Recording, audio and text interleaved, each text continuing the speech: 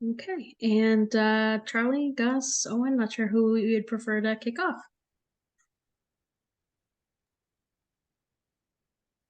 We're going to bring up our slideshow and we can kick it off. So thank you all very much for taking the time today to explore community schoolyards in Scranton. I want to provide a huge note of appreciation to the Scranton Area Community Foundation, both for their direct support of this impact and also for pulling this community together.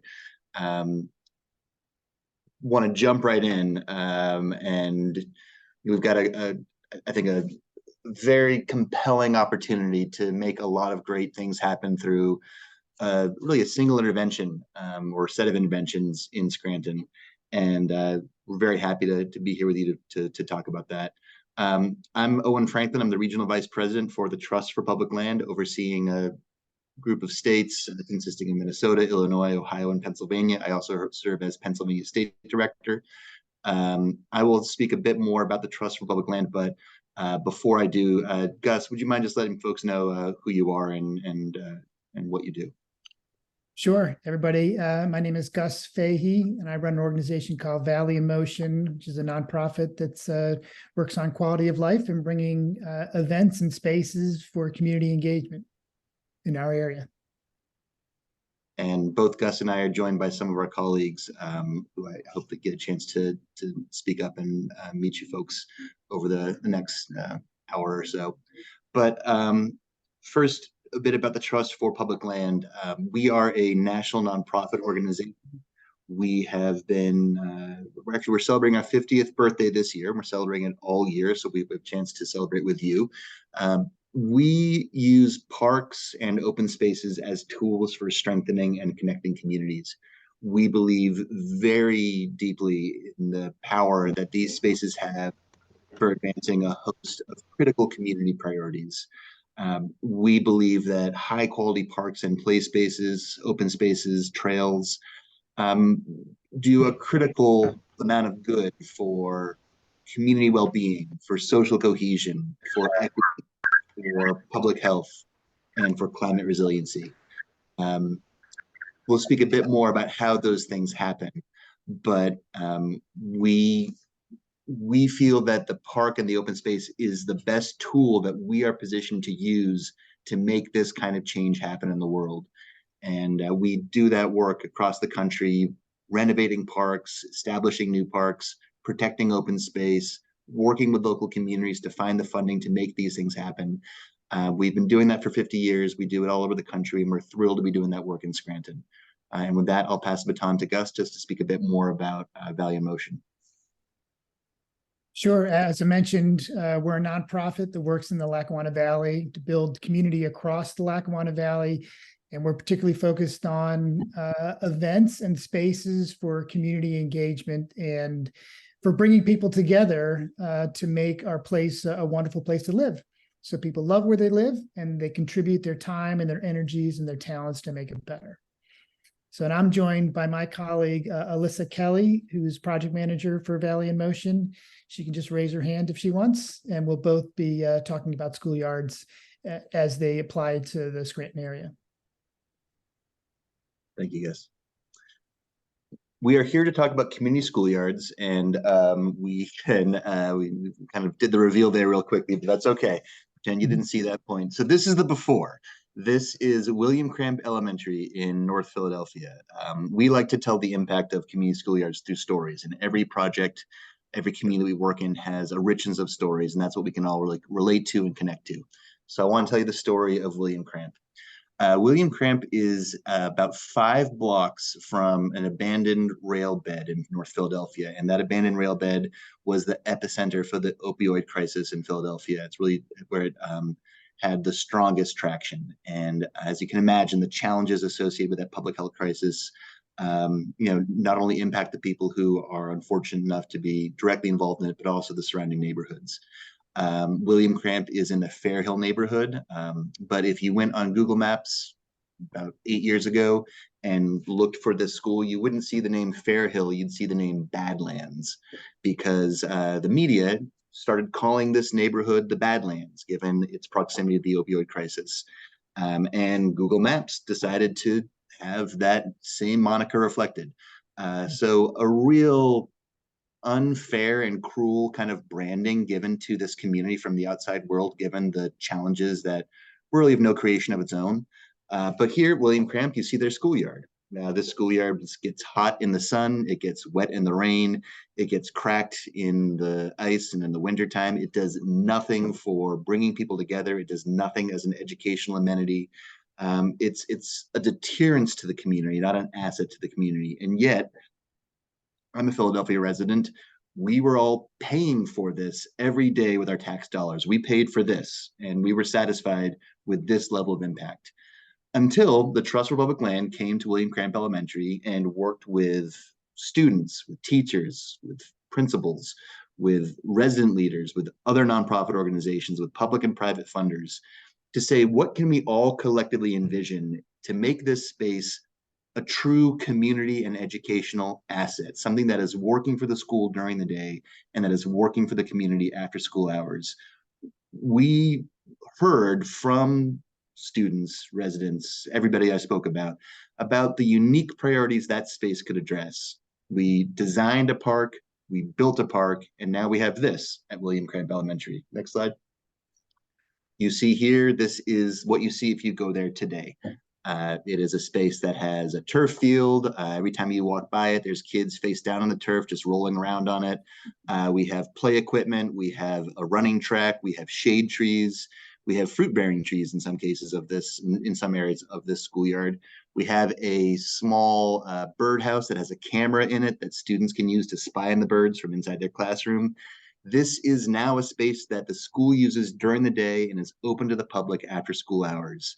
It provides tremendous educational value and then provides tremendous community value where neighbors come to pick up their kids, they meet one another, they learn more about one another, they find ways to support one another. And this has become a beating heart of the community. And this is the kind of work that the Trust for Public Land looks to do again and again and again. And we are so thrilled to have the opportunity, thanks to the tremendous partnership that we found in Scranton through Valley in Motion, Scranton Area Community Foundations, Scranton School District and the city of Scranton to make all of this happen. And we're excited to talk to you today about how together we can make this impact happen more and more and more. Next slide, please. So what is a community schoolyard? As I mentioned before, they effectively are parks after school hours. During school hours, they are outdoor classrooms. They are places where students can exercise and come back to the classroom ready to learn because they've had that moment of release and of physical well-being. These are solutions to a host of critical challenges. We have the great need for modernizing our school infrastructure and providing the kind of outdoor learning opportunities that are so in demand these days. At the same time, in many urban places, we have a lack of high quality parks and play spaces, a lack of spaces where neighbors can come together and enjoy being outside, enjoy being in one another's company, and to derive all the fantastic benefits that you can from a park. When you are in a park, you see a lot of great things happening at once. You see the air being cooled, you see the water being managed, you see people having an opportunity to enjoy physical well-being, to get release from the stresses of the day. And again, just to be in the same place at the same time. And those serendipitous moments where people connect to each other are part of really the lifeblood of community well-being. And these spaces can do that. We find that transforming paved asphalt schoolyards into these kinds of spaces is really one of the most profound opportunities you have to reshape the public realm in many of our cities, where there's so few opportunities to change things and make them punch at a higher weight class. Next slide. As I mentioned, these investments can do so much on so many different fronts. Right here, you see a host of them.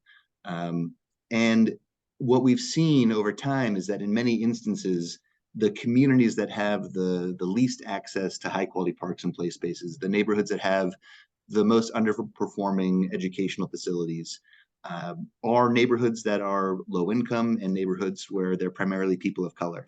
And from an equity perspective, we can take a very intentional approach to kind of rebalancing some of those scales in a way that directs investments to where they're most needed and where they can really yield a unique impact because those spaces are not available today.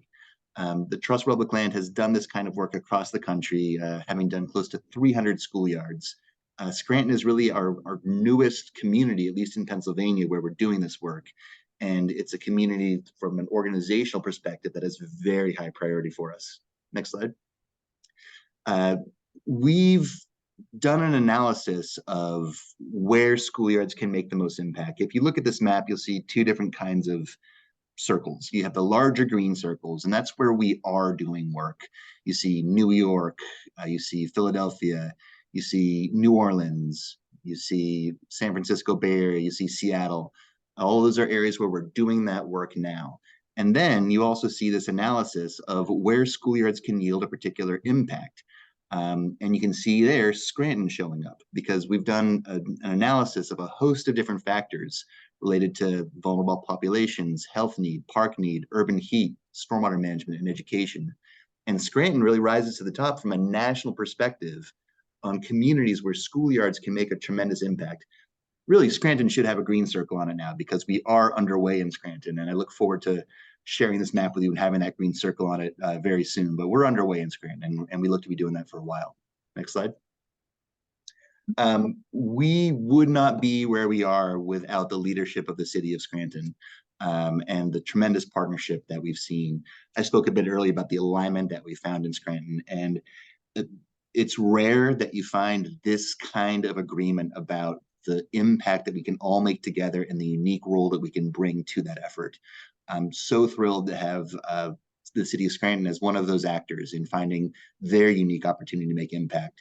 I just want to pass the baton to Scott Gassenmeyer, the Director of Parks and Recreation for Scranton, just to share a bit about their role in this work and the impact that they look to make.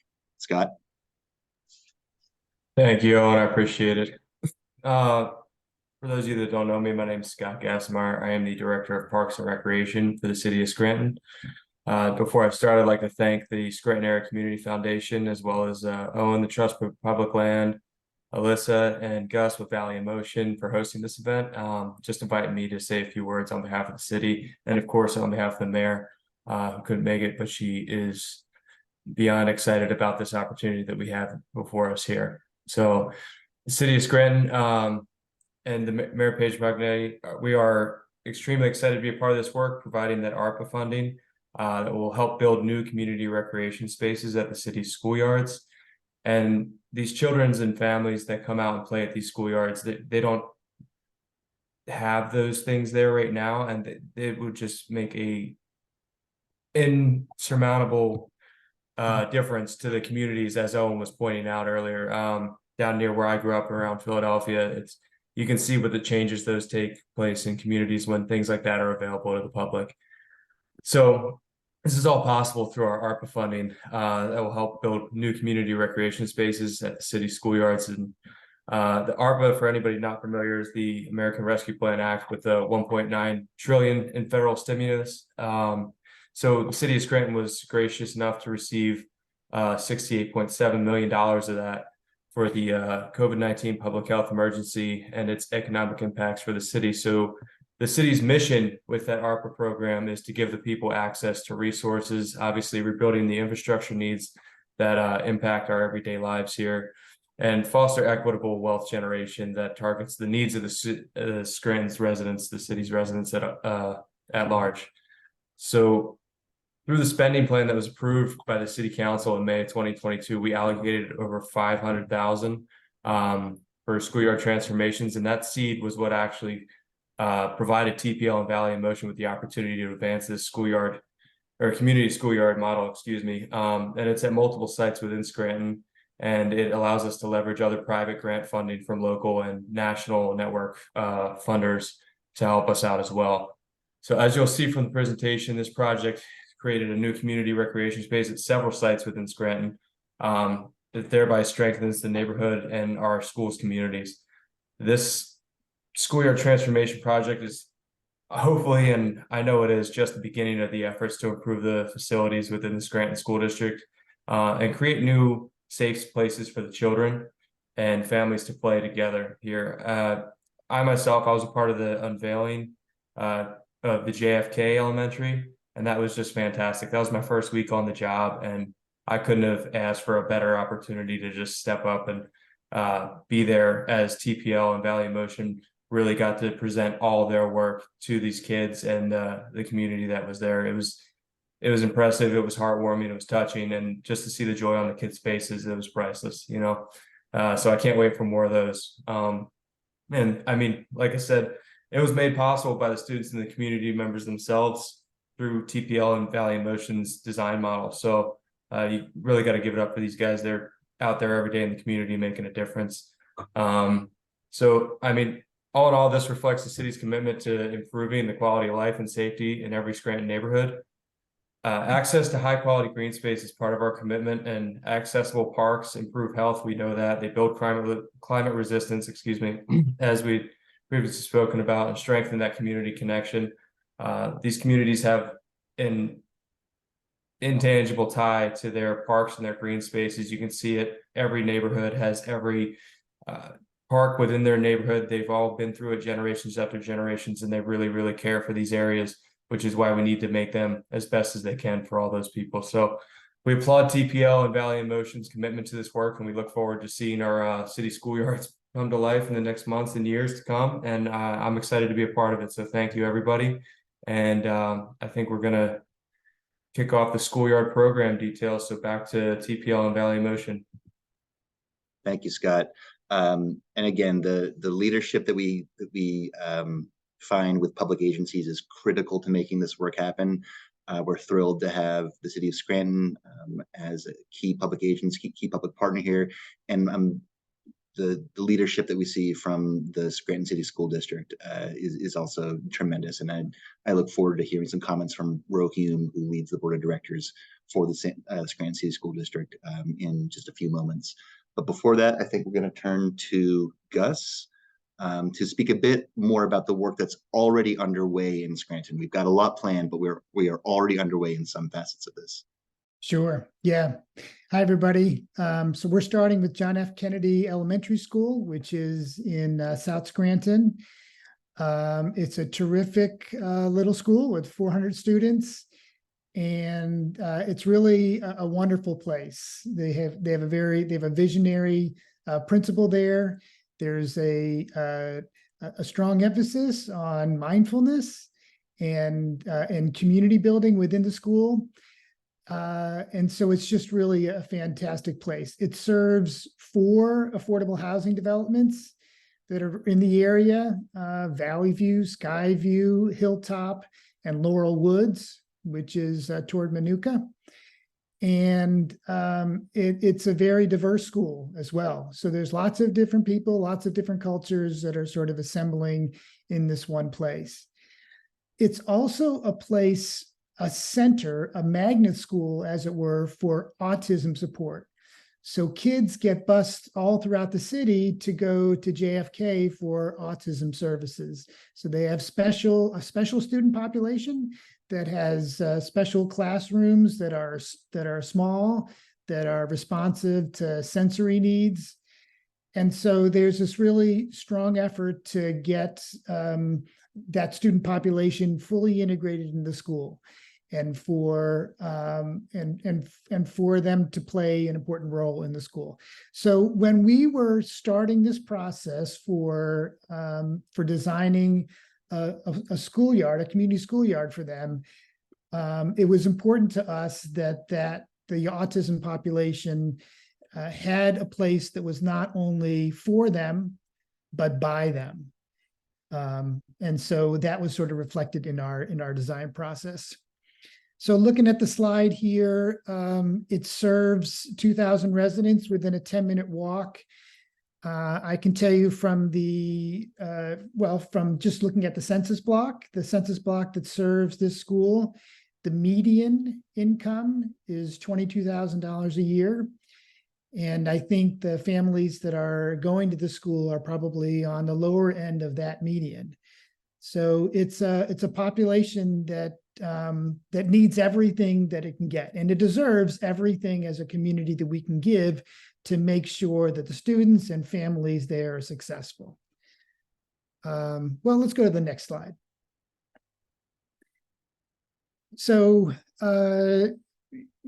yeah, I think so.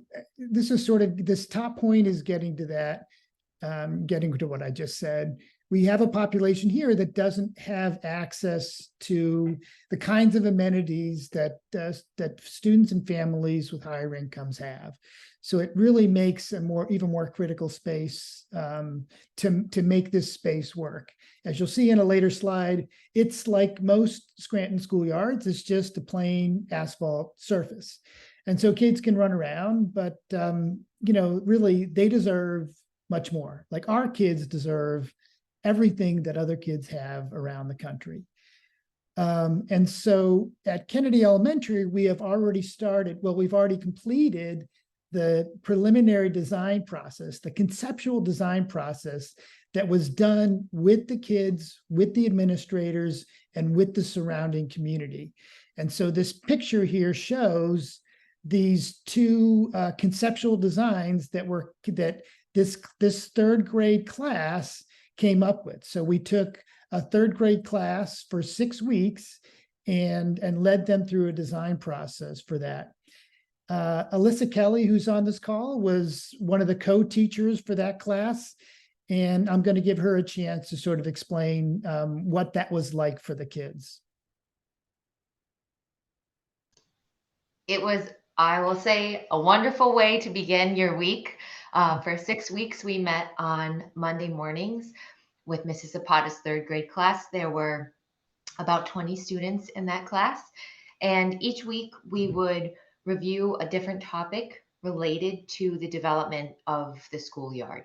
So we talked about the actual site itself and specifics regarding size, stormwater management, shade, things, the physical conditions of the space itself and what we would like there and what could actually fit there. We talked about budgeting. We talked about community engagement. It was really trying to approach the development of this space from all angles. As Gus had mentioned, it was very important to us to make sure that the needs of the autistic support service students were met, but it was just as important to the students themselves. As we look at the actual conceptual designs, I don't know if you would flip it, Charlie, please, to the next one. Oh, or maybe I'm getting ahead of myself. Sorry. Thank you.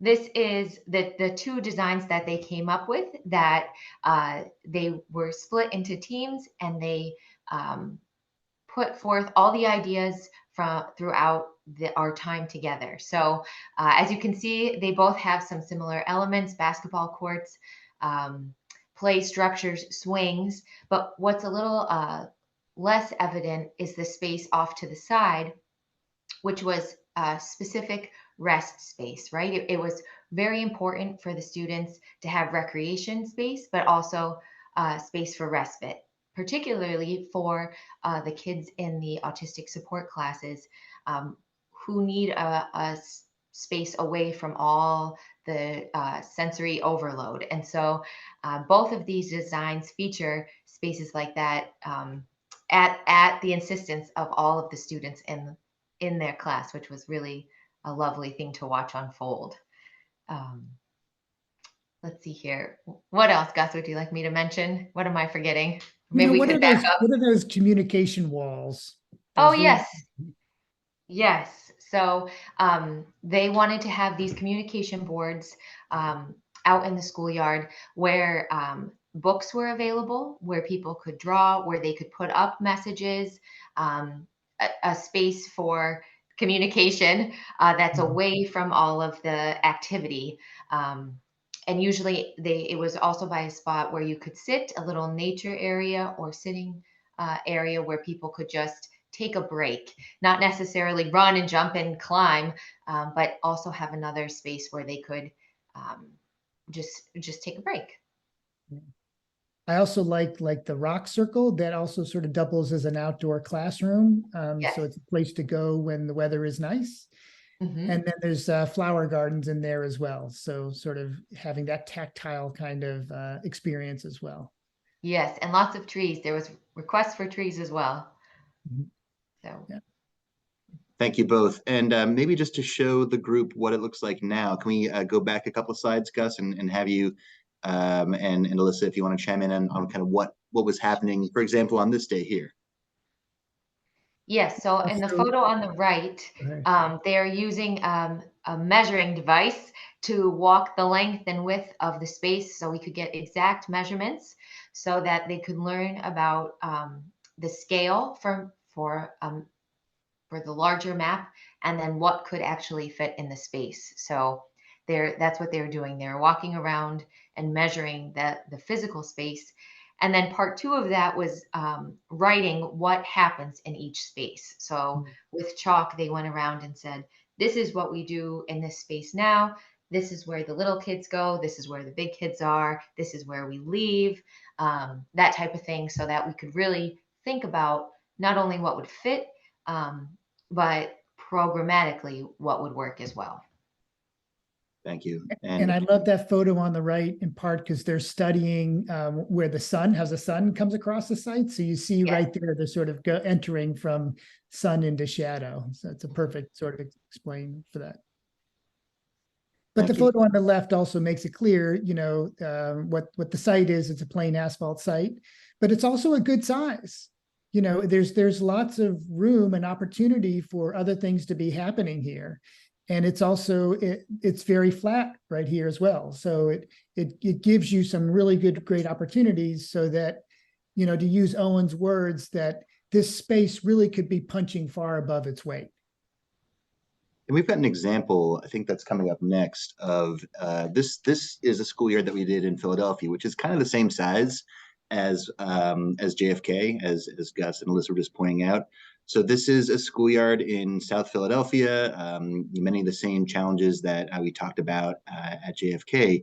This is what it used to look like, with kids crowded in, trying to figure out how to use the space to have some kind of fun, some kind of exercise, some kind of engagement. And now, when you go there, you will see this. This is Scranton Elementary today. It has really interesting, dynamic play equipment that challenges both your body and your mind to figure out what you're going to do with it. This is a nice overhead shot. It's a real community living room. It meets the street really in the same way that JFK does. And it has become this green, clean respite, not just for the school during the day, but then for the community after school hours. And a lot of different activities can be packed into a single place like this. You can see, you can walk, you can run, you can sit, you can learn, you can just enjoy some shade, you can use the play equipment. They have stations in this schoolyard where they measure particulate matter in the air, and that helps students analyze air quality data. There's just a lot of really inventive solutions you can bring to the table in a space that's roughly the same size as what we see at JFK. And I just want to speak a bit about kind of how this work is moving forward. We are working with a host of different sources, as we oftentimes do. What's fantastic about schoolyards is that they represent an opportunity for multiple private and public organizations to realize their objectives. These are spaces where agencies and organizations and people who care about education, who care about health, who care about climate, who care about equity, who care about physical well-being can all make an impact that's relevant to them. And in this instance, we've so far have the fantastic contributions from the city of Scranton through their ARPA funding. We have funding from Scranton Area Community Foundation. And again, thanks very much for this convening. We have funding from the National Fish and Wildlife Foundation. We have raised funds from some of our national programmatic efforts that we have allocated to this project at JFK specifically. We've got tremendous support from the Moses Taylor Foundation and the Spitz Foundation. And we're really just getting started. We want to build as broad a tent as we can for as many actors to make the kind of impact that we are envisioning together in Scranton. We are building tremendous momentum. Right now, we're looking at about an $800,000 budget for the JFK project, which includes all of our project phases. It's roughly similar to what we see in our other projects in other programs. Next slide. As I said, we're just getting started right now. We've done the community engagement at JFK. We are now looking to hire a design consultant to kind of build those community visions into construction documents that can underpin a project. And then next up, we have Whittier and then Willard Elementary, where we look to continue this kind of impact.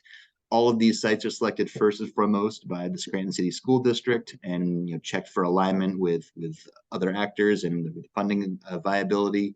But we look to begin participatory design like Gus and Alyssa have described at JFK. We look to begin that at Whittier starting within about a month or 6 weeks. Want to give the school opportunity, of course, to get settled and to kind of find the rhythm for the new school year, but then look forward to this being a great part of the students' learning experience.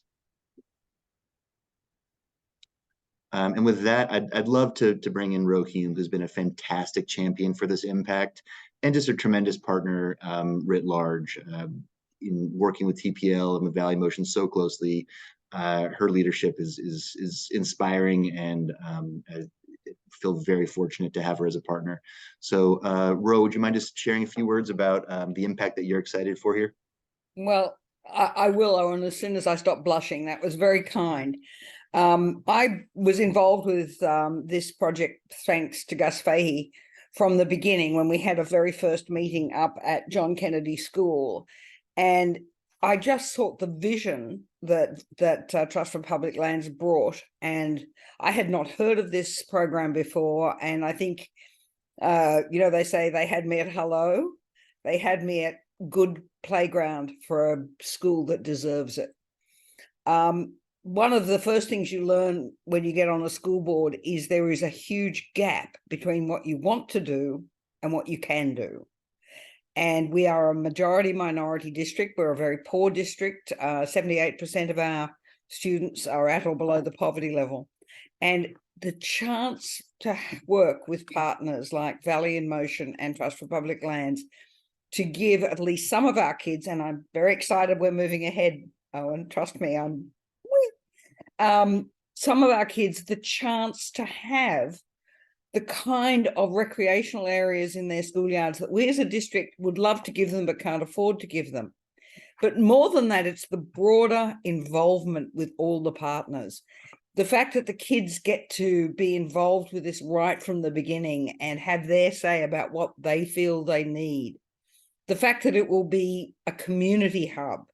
I had the privilege of going down to Philadelphia early in this process and seeing several of the completed schoolyards down and the difference that it makes.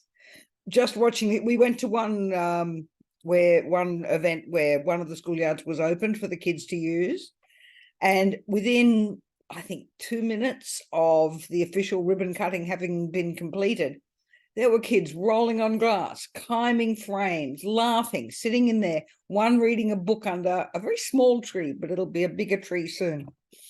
And I also had the privilege of going with Gus and Owen to Washington, D.C., where I had the privilege of meeting the board of Trust for Public Lands and going onto the Hill and lobbying for a couple of bills that we wanted passed and for funding.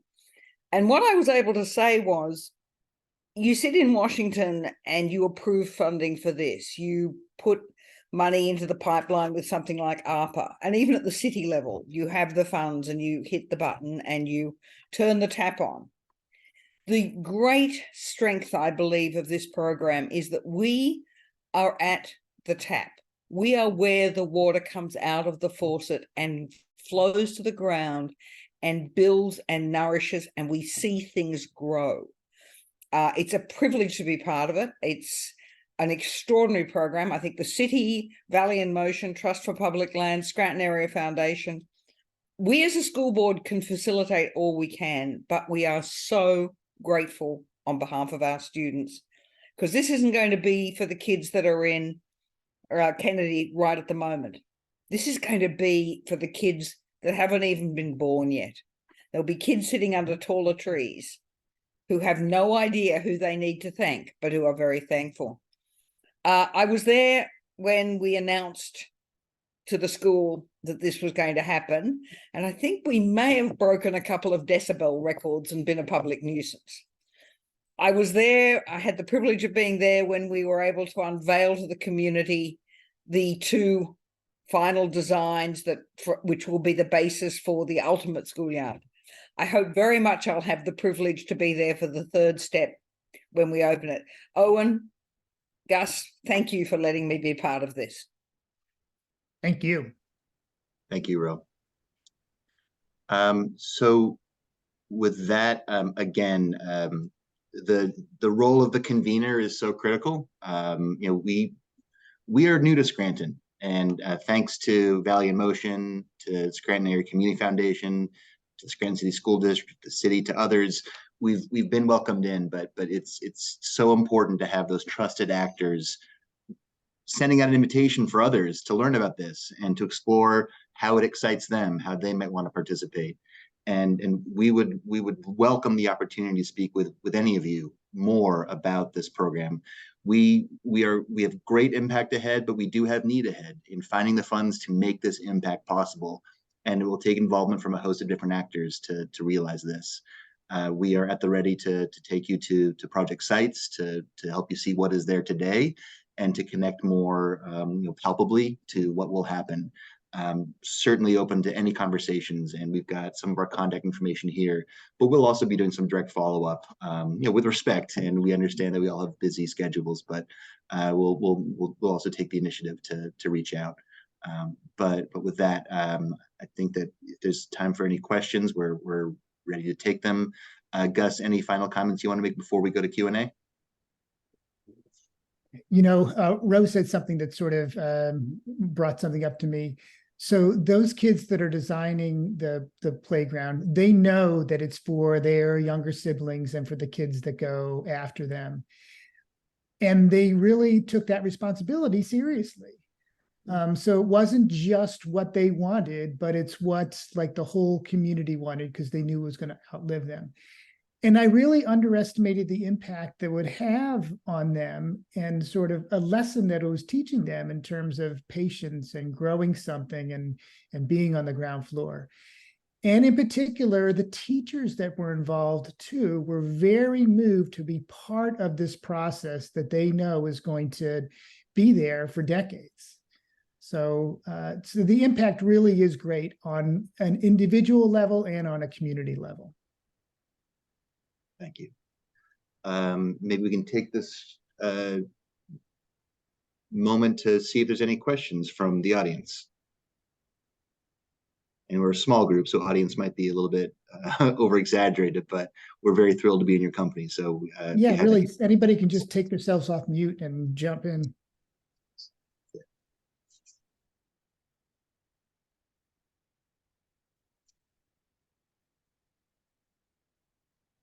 And if there's any questions from Scranton Area Foundation about, how this works or how you would envision this moving forward.